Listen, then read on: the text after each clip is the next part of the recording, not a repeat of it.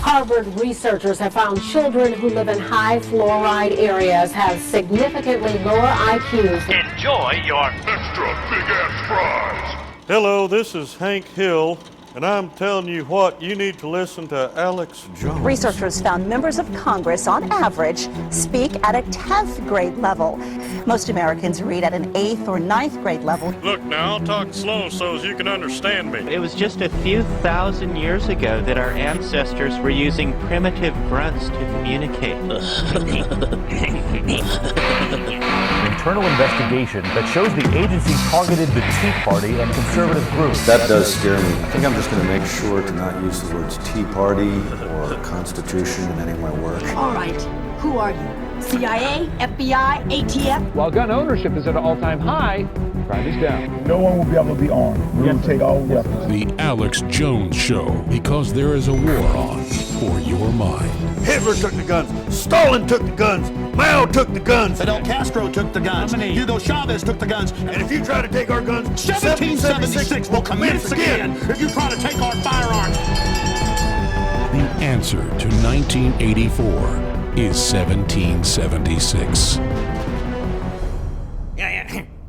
Infowars.com, yeah.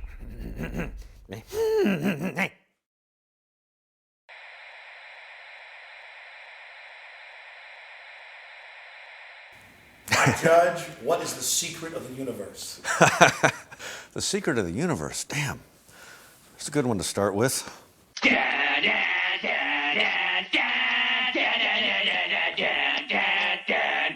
Breakfast tacos. Well, I'm counting 37 health violations. I don't have an answer. I'd wanted to go into comedy for a long time, like sketch comedy and stuff, because I always did imitations and things like that. But anytime I'd try to pair up with someone, because you need other people to do that. You can't do that by yourself. And I had a friend in high school, just like brilliant, like funny guy, and I'd go, okay, just do that imitation of James Sanchez that you do, and we'll do. And he's like, oh, but no one knows who he is, and I was like, it doesn't matter, it's funny, you know. And so yeah, I was trying to do stuff that would just like make my friends laugh, making like my brother laugh, my friend, that kind of stuff is how I was thinking of it. And I always had a hunch that that would work. And then, Do you think you influenced South Park? I think so. I mean, Trey and Matt have said that, and they've been really nice about that. I mean, yeah. I mean, I think that's just genius. All the stuff they do, you know. Stupid Toilet Safety Administration! Shoes off! Belts off! Sharp objects go in the plastic tray! This is inhumane. Shut up! Sir? I wanted to do animation since I was a little kid. I mean, I didn't think of it as a career so much as just something, because that wasn't ever described as, I mean, my mom especially, it was all about, you know, science. That's where it's at, which I was kind of good at math and science, so.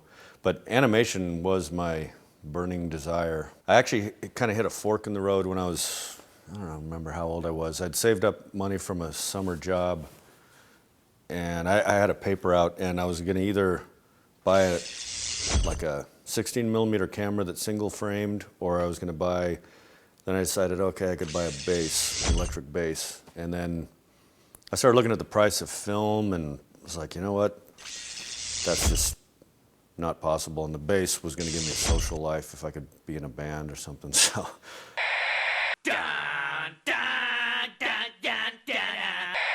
Then I didn't start doing animation until I was like 26, really. So, and when I just got the idea to do animation, which I'd wanted to do, but I never thought of doing as a way to get into comedy. Then I thought, well, this is great. I don't need to. I can do this all myself. I don't need to, you know, convince a bunch of people to get in front of a camera and do this and that. I can just do the whole thing on my own. So I work for a living, and I mean real work, not writing down gobbledygook. I have a hard time saying I'm either a Democrat or a Republican. It just doesn't feel good. I was definitely raised, my parents were very liberal. Then, I don't know, certain things started to, you know, I mean, for a lot of people, that's kind of almost a religion to them. And right-wing stuff is too, you know, so I try to not be part of any of that. I suppose I've become a, interested in, you know, smaller government kind of thinking. That sort of happens when, you know, I think you know, when you build your own thing, when you do your own thing, and then suddenly you're getting penalized left and right, you know, that kind of can change you. If you got a business, that you didn't build that. Somebody else made that happen. I don't ever want to be one of those people that uses my whatever fame or whatever level of that notoriety I have from what I do in comedy to try to go into politics. I'm just like, I don't feel like I'm qualified. It kind of bugs me when people in Hollywood will use that, you know, their audience that they've gained through that to try to put out a political message, and they have no idea what they're talking about. King of the Hill, Hank was definitely, you know, I saw as sort of a, I don't know, like populist, kind of like, you know, a guy who's like just trying to do his thing, and just all these government and all these other weird things of the modern world. That was always the fun of it, is just all these things just kind of poking at him, you know. I live in the real world where men sell propane and propane accessories. I definitely, I remember popping in a VHS when Alex Jones was on cable access. It was you and two other guys, and somewhere I can't find it anymore, but I think I labeled the tape 3 Dales. You were kind of the more rational one, and then the other two guys were just like, I don't know. I wish I could find that tape, but King of the Hill started with a drawing of the 4 guys that I'd done. I was kind of like dabbling in doing panel cartoons, which I never really did at all. I went straight into animation. I didn't draw comic books or anything. And so I had the 4 guys, and Dale, just something about the way he looked. Originally I had his hat say Smith & Wesson, the first drawing I ever did. I just put that on there. I don't know why, just the way he looked. And I'd done a first draft of the pilot, and then Greg Daniels got involved, and at some point, you know, we had this thing where his wife is, you know, getting it on with this Native American healer, and clearly his kid's not his. But so we had this idea about that he's just, you know, it's almost probably a subconscious thing. He's like, he's into every conspiracy except the one that's going on in his own house. Nice work, John Redcorn. She didn't suspect a thing. It's almost like his escape, you know, or something. I mean, if I never psychoanalyzed it that much, but I kind of feel like that's what that character was about. So he was almost like looking for conspiracies, you know, kind of, and some of them might have something to him, some of them are crazy. I have read a book. Now, who do you believe, me or Hank? I know Hank more believable. Dale is kind of one of the ones that, you know, probably gives you guys a bad name. Johnny Hardwick, who does the voice, I don't know, you may even know him. He had a few, like, he had a few kooky theories of his own, and sometimes we would work those in. I mean, there's one line he said that he's talking about something, and it ended with him saying something that they're doing, and corn is next. A French study that was just released finds rats that are fed genetically engineered corn suffered from tumors and severe organ damage. This is the first study that's looking at the effects on rats of eating genetically modified foods over their lifetimes. They gave the rats the genetically modified corn. They gave them the genetically modified corn with the herbicide that the corn is used with. On Dale, I had to do some convincing to get them to let Johnny Hardwick do the voice. I mean, he wasn't anybody famous at all. He was one of the people we hired as a writer, but it just sounded right to me. Ended up being my favorite character really on the show, as far as, well, just for a while, you know, as far as the voice and the drawing clicking. But I mean, they had all kinds of celebrities they were pitching. It hardly ever works when you just get like, oh, let's get this famous person and this person to draw it, and then you have something that just doesn't make sense, which is why a lot of shows fail. Ah! Squirrel tactic!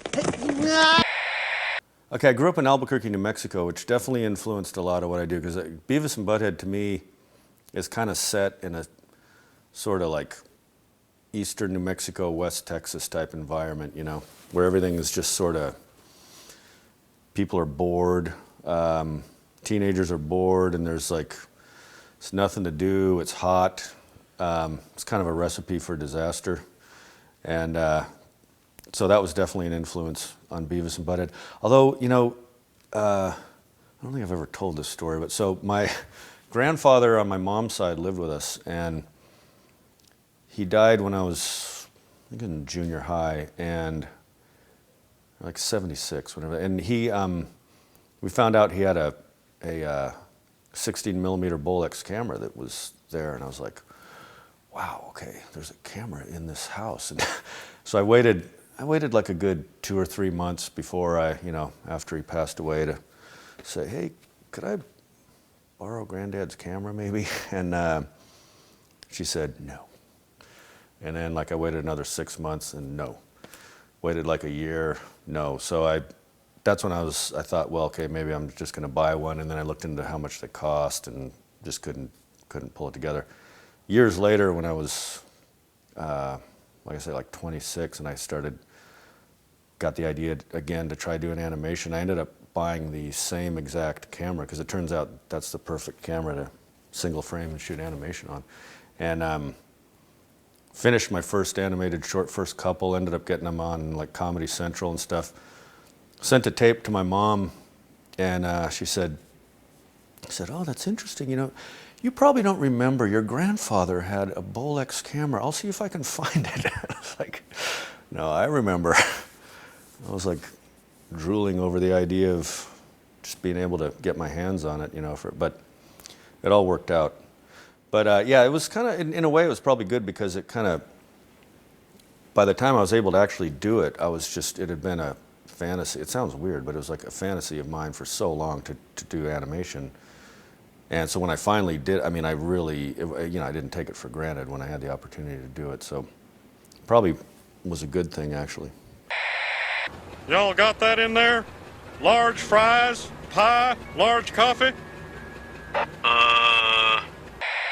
Like Beavis and Butt-Head, I'll get asked a lot if that's based on anybody specific, and it's not. It's not like that was that person, that was that person. It's just started out as drawings, and then, but definitely like there's little bits and pieces from all kinds of people in there, you know. Well, I was like that when I was drawing. A lot of us were, yeah. I mean, it's a little bit of his like me and my brother, but not. I mean, we weren't. You know, we got good grades, and but some of these people are really intelligent too. There's a guy he's now a professor. I won't say his name, but he's one of these guys. Like I would see him in the hallway. I think this is the laugh. I don't even know. The laugh came from. I had just written down ha ha ha on kind of on the. It started out as a storyboard. It was the first time I'd animated something where I was. Usually I would start with the voice and then do the drawing. This one I started with the drawing, and I didn't know what they would sound like. And I just drawn ha ha ha on there. Years later I realized there's a Mimi Pond cartoon that, and I've become friends with her on Facebook now, but where she had a guy going a weirdo on a bus doing that. And I think that might have been in the back of my head. But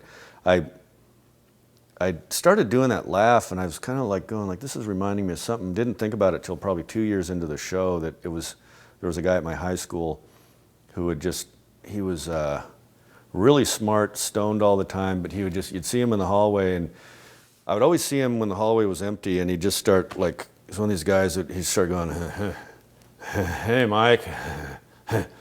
He just always had this laugh. It was different than Butt-Head laugh, but it was that thing of just kind of, how's it going?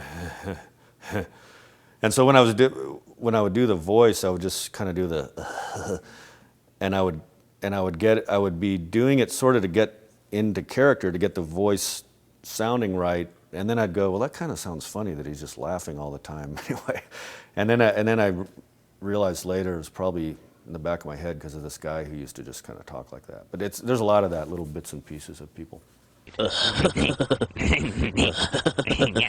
was the Beavis laugh. There was a guy who was actually in calculus class, and he was a really smart guy. He's now a nuclear engineer. I hope he doesn't figure out who he is that I'm talking about him. But he kind of was always like We had a hot teacher, which was unheard of back then. She was a former Dallas Cowboys cheerleader.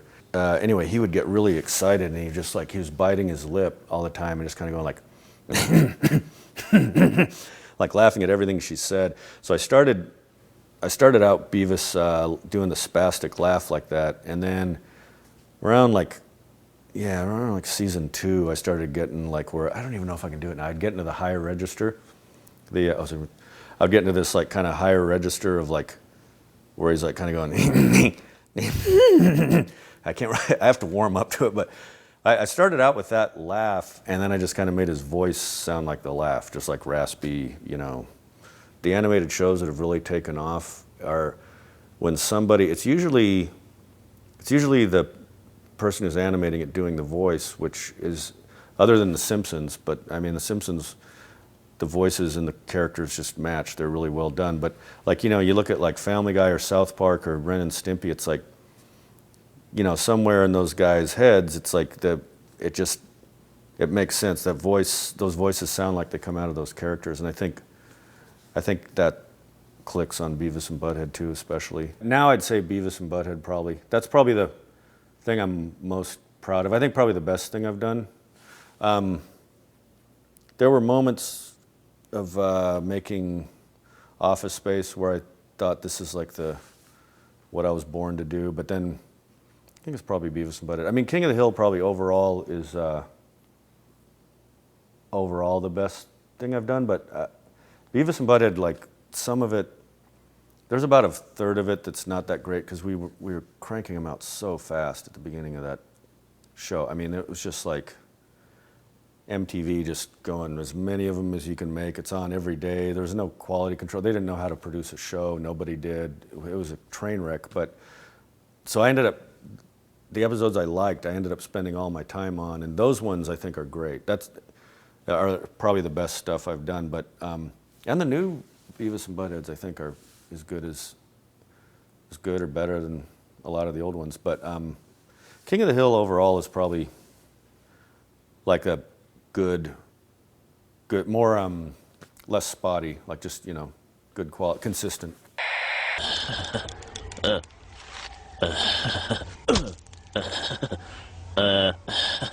Now it's extinct.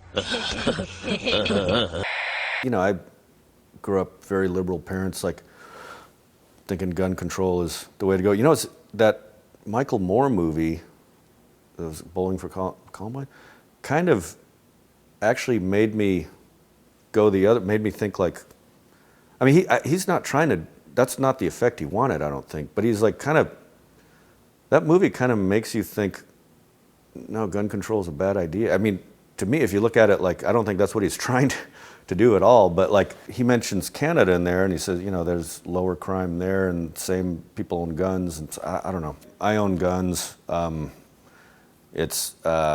think if you look at it statistically, you actually are safer. I got me a couple AKs, some sawed-offs, 25 9mm, and a couple of ground-to-airs. I got a fort up in the hills virtually impenetrable, and enough supplies to outlast a 30-year standoff. I know this because, okay, so 1993, Beavis and Butt-Head, the series came out, and gun crimes have gone down since Beavis and Butt-Head came out. What's interesting is that nobody talks about, no one wants statistics. I actually took graduate probability and statistics classes. That was what I was going to become, a math teacher before all this Beavis stuff happened.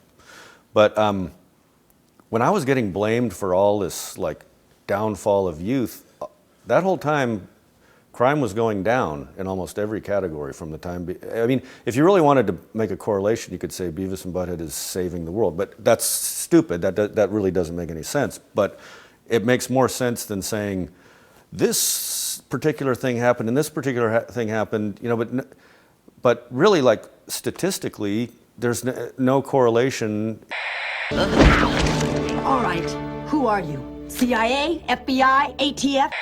Yeah, there's that map where it's just like almost county by county, where gun control, it's not doing any good. It's like there's higher crime rates where there's gun control, lower where there isn't. I mean, it's just like county by county. I mean, you can't I think because I have this science background, you look at that and you go, it's kind of ridiculous. As much as, those bumper stickers might have been run into the ground, I mean, it's true. It's like, I would be all for it if it was effective, but I haven't seen anything that shows it's effective, Well, Mao said political power grows out of the barrel of a gun. What does Hank Hill say about disarming people? It is the right of all Americans, as Cotton has taught me, to own a gun, even though I'm not so good at shooting them. A Japanese machine gun blew my shins off in WW2. I loved it. I was like, it's good to see somebody yelling at Piers Morgan. You accuse me of attacking the Second Amendment of the Constitution. I want to get people off pills that the insert says will make you commit suicide and kill people. Alex, let's get about to the Second Amendment. I want to blame the real culprit. Alex. Suicide pills. Alex. Mass murder pills. Okay, let me ask you one question. It was interesting, though, the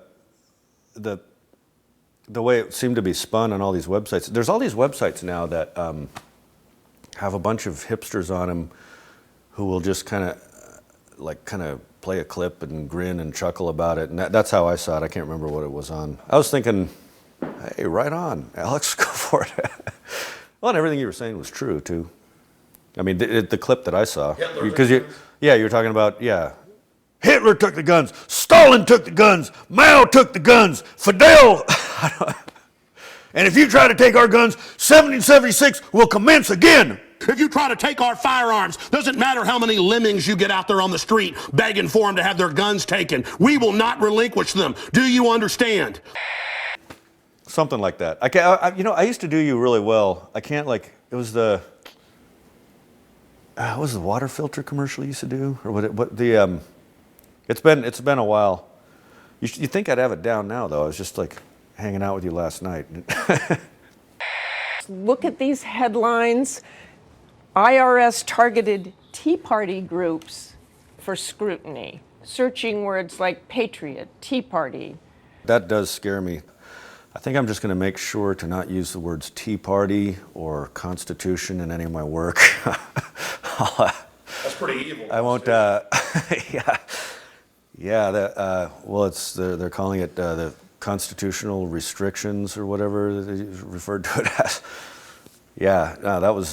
That actually is scary. That's going to make me listen to some more Alex Jones. Come on, I want to see it. I want to see it. Yeah, come on, Stuart, do it.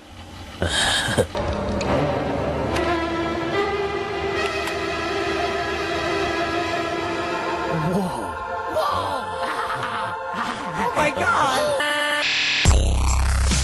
I just want to see this poem. Let me watch the building collapse.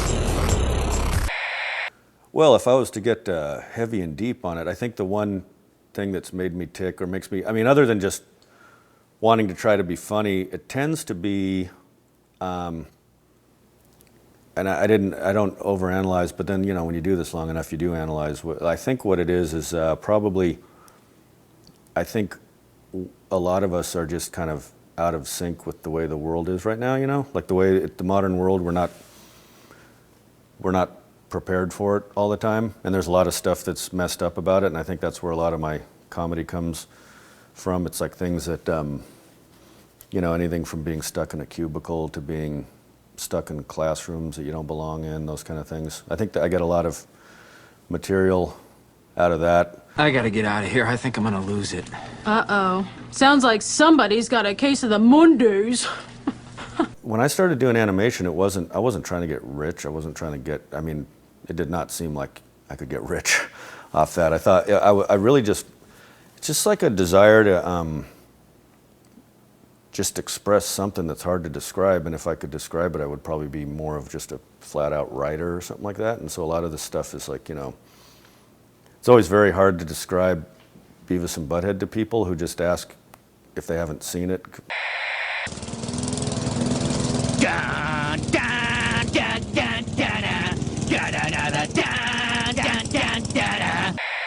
I never set out to say I'm going to be a satirist, but that's definitely what, I've always, the very first thing I animated was the a cartoon called Office Space. It was before Dilbert, and it was like Milton at his cubicle and the boss, and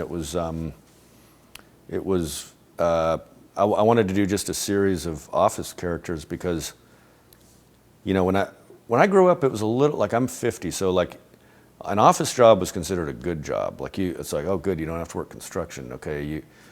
And then when I first got in an office, I had a temp job before I was an engineer, and I was just like going, God, this is torture. I mean, there's a woman answering the phone the same way next to me all day long. I'm alphabetizing in my sleep. I'm just like... Corporate accounts payable, Nina speaking. Just a moment. Corporate accounts payable, Nina speaking. Just a moment. And then that kind of sick feeling of like, oh, all these years of thinking this is a good job and this is what it is. Oh my God, what's going to happen to me, you know? Next Friday is Hawaiian Shirt Day. So, you know, if you want to, go ahead and Especially back then, when I started out, a lot of what Hollywood was putting out just was really not in touch with the way most Americans feel. It was very like, coming from, I mean, most people in Hollywood, honestly, that I mean, still are like from pretty wealthy families usually, and don't seem to have ever had to really, you know, come up from the bottom and struggle. I think it's still that way. But so I think a lot of it was like when I started doing this stuff, you know, about cubicle life, was like just to kind of say, hey, has anyone else felt like this when they're stuck in a cubicle, you know, and has anyone else noticed that sometimes teenagers look really deranged and stupid? You know, it's that kind of thing of like wanting to kind of point something out that maybe no one else has pointed out. That's a lot of it, I think. When I did that first Office Space cartoon, which was just a 2-minute homemade crappy little short, I mailed out VHS tapes of that, just called information, and I got so many calls, and I think a lot of people saw it as something very fresh and different, you know. I used to have my own stapler too, and then when I moved back, they made me give back my stapler, but Bill told me I'm supposed to have a stapler, so until I'm told different, I'm just gonna take a stapler. And if they make me give it back, I'll set the building on fire. Oh, hello, Milton. What's happening? I'm going to need you to go ahead and move your desk again. So, if you could go ahead and just get it as far back into that corner as possible, that'd be terrific. So, Idiocracy, I had the idea for it. Actually, when I was writing the Beavis and Butt-Head movie, was just kind of the seed of the idea. When I was thinking about just the way evolution works and thinking like, well, wait, there's no predators now. So it started with that, but then I was actually in line with my daughters, I think it was in 2001, at Disneyland at the Teacups ride. And you know, it was in the summer, and my daughters were little at the time, and along comes a woman, like, there's a woman behind me who had an altercation with this other woman, and they both have their kids in strollers, and they just start going off, kick your ass. And I'm like, my kids, and like thinking, this isn't what Disney had in mind here, you know. And this was in 2001, so it was the summer right before September 11th. So I was also thinking, you know, what if the movie 2001, instead of being this, you know, the monolith and everything being pristine and advanced, what if it was like the Jerry Springer Show and giant Walmarts? What if that had been that movie 2001? So I kind of was thinking like, just take that chart from when that was made to now and project it out and just like see where that would go. And the years passed and mankind became stupider at a frightening rate. So Fox, I still owed them, part of my overall deal was to write 2 movies for them. So I'd done Office Space. And in order to do something else for anybody else, I needed to burn that one off. And I kind of thought no one would make it. I thought it'd just be fun to write. I'd just start from there, you know. This was like, it was making me laugh. After the Disneyland experience, I just started writing stuff down and ended up co-writing, getting someone to work with me, this guy Eitan Cohen, and we got through a first draft pretty quickly and gave it to Fox, and then no one kind of wanted to make it, and I was like, well, okay, well, wasn't going to be huge budget, but it was going to be something. It was going to cost, you know, $23 million or something. And it just sat there, and I'm trying to remember how, and then Luke Wilson wanted to do it, and I was like, okay. Then I started to see it again. Then I went back and rewrote it kind of with him in mind, and just rewrote it because it needed to be better anyway. And we had in the script this whole thing about the Starbucks, and because I remember actually driving on I-35, it was like something tan. It was a tanning salon. It said exotic tan for men, and I had no idea that tanning salons had turned into, you know, hand job places or whatever it was. And so I was just talking to friends of mine and going, wow, I wonder what's next. I mean, is it going to be like Starbucks or what? And so we had that in the script, and when it was in pre-production, I was, you know, they run it by legal, and I'm going, man, I don't know how I'm going to come up with something better than the Starbucks thing, because it's not funny if it's not a known place, you know. And so legal, an interesting thing happened. I mean, I don't know how this happened, but they said, well, they said no, and then they said, well, you know, I just said, so what, can it be satire? And they said, well, what would help us is if you didn't just pick on them, if it was a bunch of companies. And I was like, okay. So then that's how we ended up with that whole red light district in there in the movie, where it's like, I think it's like H&R Block, adult tax return with release, and like there's like a Pollo Loco or Pollo Borracho adult chicken. I don't know. what we and then we just did everything. Costco. I don't know what happened. At some point, I'm sure somebody got really flipped out, but I was shielded from all that. A similar thing happened on Office Space, but Idiocracy, I've been getting so much love for it, like in the last 2 years. What you're saying is that you want us to put water on the crops. Yes. Water? Like out the toilet? Well, I mean, it doesn't have to be out of the toilet, but yeah, that's the idea. Yeah, I think a lot of the stuff that's in there maybe is starting to happen, you know, now instead of 500 years from now when it's set. And that's Secretary of Education. It's kind of stupid, but he's President Camacho's stepbrother. Still does a pretty good job, eh? It was supposed to take place during a drought. It was the rainiest summer ever in Austin. We were just having to kill grass everywhere in the background. But they didn't really give it a release. There was a contractual obligation. They had to put it in like 12 theaters, and that's all they did, I think. In fact, if you called Movie Phone, they didn't even, it was listed under Untitled Mike Judge Project. They didn't even bother. It went straight from what it was on the contract to Movie Phone. They didn't even put Idiocracy in there.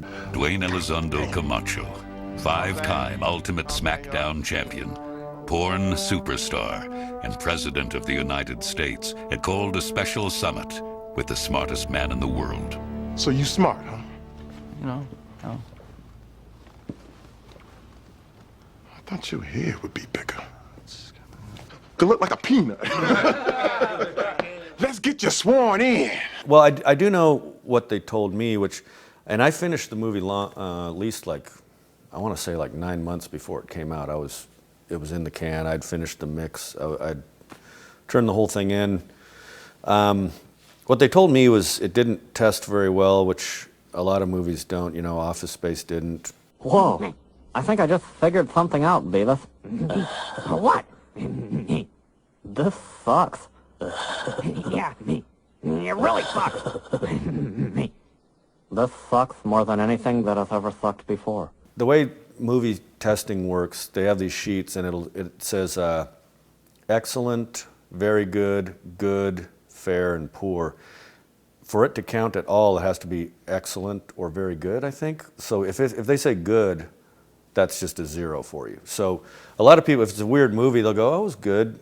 They won't say very good. You know, so we would get like a 70% very good and excellent, which that's considered a horrible score.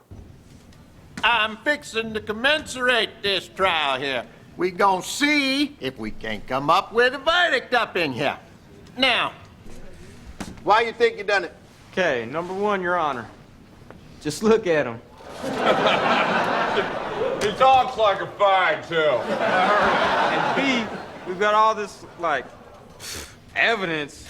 This is what I remember. They said, look, you know, it didn't test well. We can't. They made some horrible trailers for it, and I was glad they didn't put those out because they weren't very good. And then they just said, you know, look, we don't want to spend a lot of money promoting it, and they dumped the movie. But I mean, they said Why that. do you think that is? When it came out, it got a lot. It almost. Maybe they were doing something right because it got a lot of attention. I didn't do any press for it. I ended up getting my picture in Time magazine without ever doing an interview because they were doing stories about like what's up with this movie. Why are they putting it out in 12 theaters and not talking about it, not putting a title on it? And so it ended up getting some press. People liked it, but it's interesting. Like now, I mean, it's become the term Idiocracy has become. There was a guy in the LA Times who wrote an article like a year ago about and cited all the other articles that it's in, and I don't know, maybe just since it came out in 2006, everyone's gotten stupider. And But Brondo's got what plants crave. It's got electrolytes. Visit Infowars.com and PrisonPlanet.com. When you're on the site, you can also tune in 24 hours a day to my daily radio broadcast. There's also a free iPhone app to listen to the syndicated radio show when and where you want.